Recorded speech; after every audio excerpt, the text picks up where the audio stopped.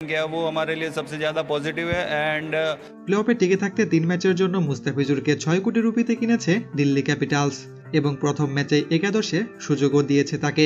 মুস্তাফিজও দিল্লির রাস্তায় প্রতিদান দিয়েছেন, তবে এটা সত্যি হতাশাজনক যে দিল্লি গুজরাটের কাছে এবারের আসরে সবথেকে বাজেভাবে হেরেছে।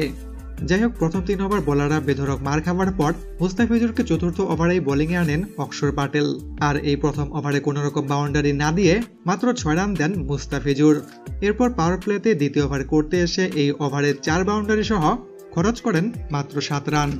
তৃতীয় ওভারটা অবশ্য ভালো বোলিং করতে পারেননি মুস্তাফিজ, এই ওভার থেকে 2টি বাউন্ডারি সহ এসেছে 11 রান। তবে 3 ওভারে উইকেট শূন্য থেকে 24 রান দিলেও সকল বোলারদের থেকে ভালো বোলিং করেছেন তিনি। মুস্তাফিজের ইকোনমি রেটটা ছিল মাত্র 8। গুজরাটের কাছে এমন বাজেভাবে হারার পর বোলারদের উল্লেখ করে অধিনায়ক অক্ষর প্যাটেল বলেন, এটা হতাশাজনক যে কোনো বোলারই আজকে উইকেট নিতে পারেনি। মুস্তাফিজ আমাদের প্রত্যাশা পূরণ করেছে ও ভালো বোলিং করেছে। আমার মনে হয় পরবর্তী ম্যাচে আমাদের বোলিং আর ফিল্ডিং নিয়ে আরও ভাবতে হবে। প্রিয় দর্শক, মুস্তাফিজুরের বোলিং আপনার কাছে কেমন লাগলো জানাবেন কমেন্ট করে।